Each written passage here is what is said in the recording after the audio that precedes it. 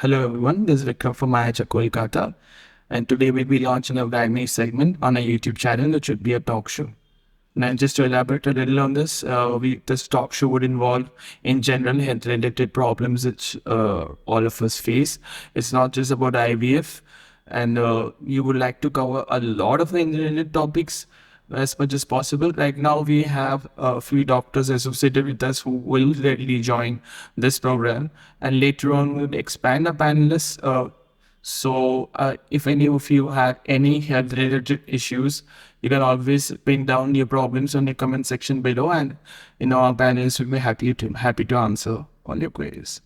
In today's topic, we'll be starting with endometriosis. Endometriosis has been a problem. We've seen a lot of problem among young girls who've been struggling with the menstrual cycle, as well as women who are struggling with the pregnancies due to endometriosis. So to answer all your queries regarding endometriosis, we have Dr. Tanya Das and Dr. Anana Chakraborty, who have taken the time off to answer some of your questions and elaborate a little on this endometriosis. So I would like to start with Dr. Tanya. So what is endometriosis and how common it is? Thank you, Vikram.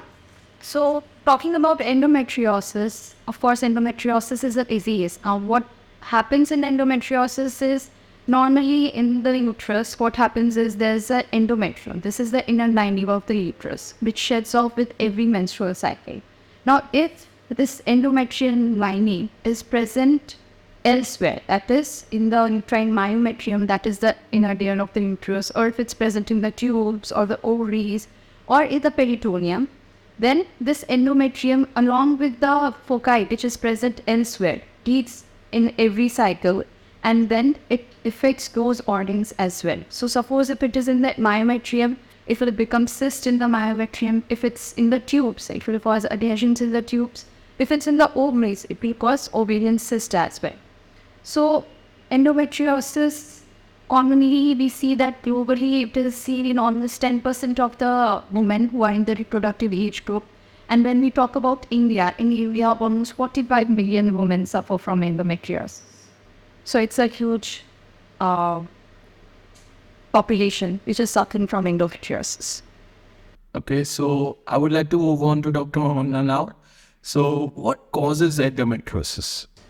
Well, this is basically, there is no cause of endometriosis as such, but as Dr. Kanyan has just now said, this layer is abnormally present in other sites apart from the endometrial cavity. So there has been many theories proposed regarding how this kind of tissue is present elsewhere outside the uterus. The most common that is being followed is that it may be so that there is retrograde menstruation, as if the menstrual blood that should come out from the cavity in the vagina, and part of it travels backwards through the tubes and that through the openings and goes into the abdominal cavity. That may be one reason why we can get this type of tissue in the abdominal cavity, but again, it does not explain how we are getting this type of tissue in the ovaries or something. So basically, there are many other theories which say that there are this kind of tissue which are similar to the endometrial tissue. In the abdominal cavity, those tissues somehow, by some stimulus, they get converted to tissues which are similar to the endometrial tissue. Now, what can be the stimulus? Some theories say that it is one kind of metaplastic change. Suddenly, they change their form of what they actually should be to they convert themselves to the endometrial line. Also, there can be the effect of hormones, or there can be hormones, more commonly estrogen, or there can be some immunological factors which stimulate the change of the abdominal tissue or the other site tissues into the endometrial gland tissue.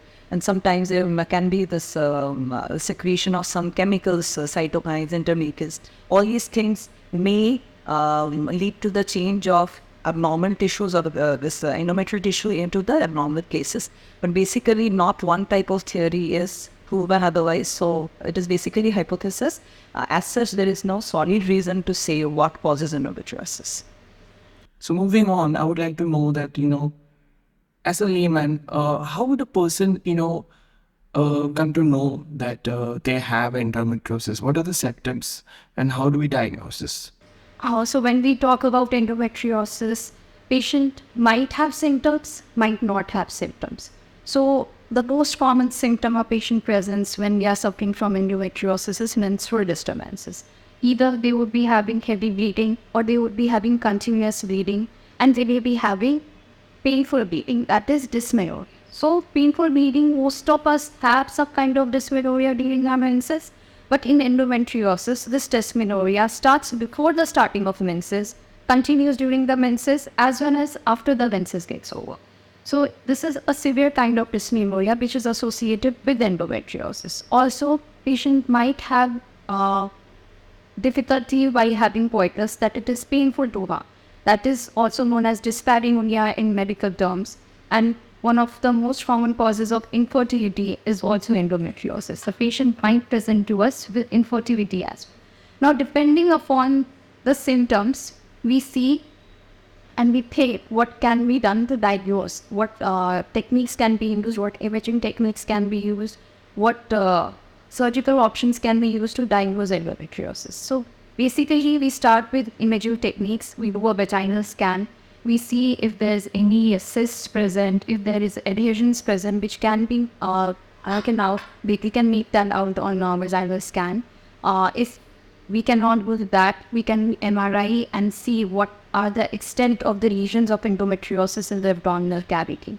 But still, the gold standard still remains a laparoscopy. So in laparoscopy, we can see what is the extent of endometriosis, what organs are involved, how much extensive is the adhesions, and we can classify endometriosis based on laparoscopy into mild endometriosis, moderate or severe endometriosis.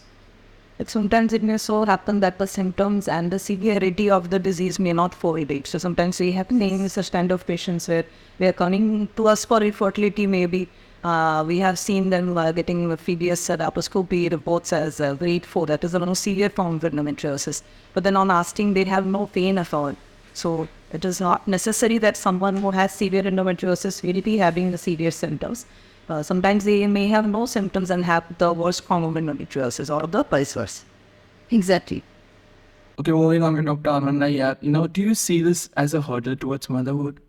Yes, definitely it is a burden to motherhood. So first, let us understand how the natural conception occurs. So here, this is the uterus. This is the cervix, the lower part of the uterus is the vagina. This side is a normal side, and this is an abnormal side. So first, let's understand. This is the fallopian tube, and these are the thymbial part of the fallopian tube. This is the ovary. So normally when the ovulation occurs, the ovum gets released from here. This tube is just like a hand with fingers which picks up the ovum, and it gets transported inside towards the uterus. And when the sperms come, they come and meet the egg in the fallopian tube. They get fertilized, and then the embryo gradually, there are some internal brush-like structures inside the tube, and outside the tube has very fine external motility, which propels the embryo towards the uterus so that it gets implanted over there. Now in endometriosis, we have problems with pregnancy at multiple sites. Now, as Dr. Tanya has said, if the endometrial glands are present in the myometrium, that is the muscle layer of the uterus, so there that is called adenomyosis. That is one situation where the quality of the uterus is not very good. So in those cases, even if the embryo is formed, it has some issues with implantation process. That is, the embryo, it has to get attached to the uterus to get a pregnancy. But that process is a little bit problematic over there. Now, coming to the tube, if the tube is not free to move, and just like as you can see over here, or you can just imagine as if I am the uterus and this is the tube, these are my embryo ends, and here it picks up the egg, and it has a very fine movement. So it has to propel the embryo towards the uterus. When someone has tied my hand with a cloth or something, I cannot move. So that's exactly what is happening over here. As you can see, this is a free tube, but this is tied up. And what is tying it up? It is the adhesion. The glands that, as she said, they bleed during the menstrual cycle, which are present in some abnormal site. So if they cause adhesions, they are not allowing the tube to move. So even if the embryo is found here, they cannot really get propelled to the uterus. That is one problem. Secondly, if my fingers are not free, someone has closed my fist, I cannot pick up anything. Same thing, if this fibria has adhesions, it cannot pick up the egg. So you are ovulating, but the egg is not entering into the tube. So that is one more problem. So uterus is affected, tube is affected. Now coming to the ovary. In the ovary, we have the eggs, because you can see these are the eggs.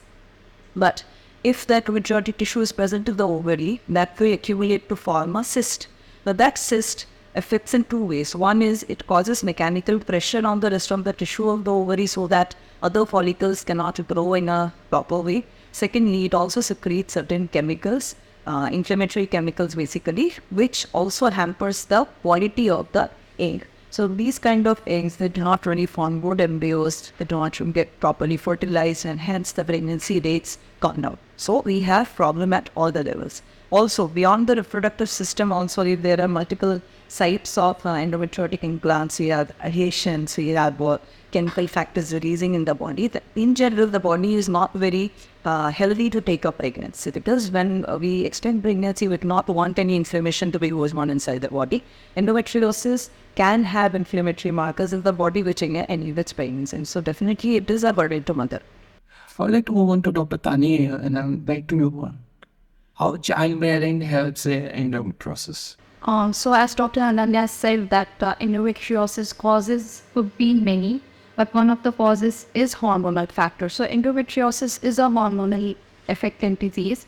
So mostly it is affected by estrogen. Now estrogen, what it does is it stimulates the growth of the endometrium. So the endometrium out here is growing, it gets stimulated. How endometrium tissues, which is at the other sites, which is at the ectropic sites, that is at the tubes, at the ovaries, or beyond the reproductive organs, they are also getting stimulated with the will of estrogen. So they are growing, they are secreting. Now when there is withdrawal of estrogen, the tissues, the ectopic sites also remain. That is how they are causing adhesions, they are causing cysts. Now what happens in pregnancy is, as we all know, pregnancy is a state of excessive progesterone. And progesterone, what it does is, it diminishes the action of the endometrium. That is, it decreases the site. So the action on the endometrium, which is present on the ectopic sites, it diminishes. And hence, since we have a prolonged exposure of 9 months with progesterone during pregnancy, the endometriotic tissues and the sites which are other than the endometrium, they get suppressed. So the activity of endometriosis is suppressed for 9 months. And that way, endometriosis is controlled for the time being. But then again, once the pregnancy is over, once the progesterone effect gets over, endometriosis comes back again. So it's not a disease which can be cured. It is a disease which can be controlled. So there are many multiple ways of controlling it, pregnancy being one of them. It's just like to put in simple terms, as if we have a crack in the wall or something, and in the rainy season, we get to see some soakage in that.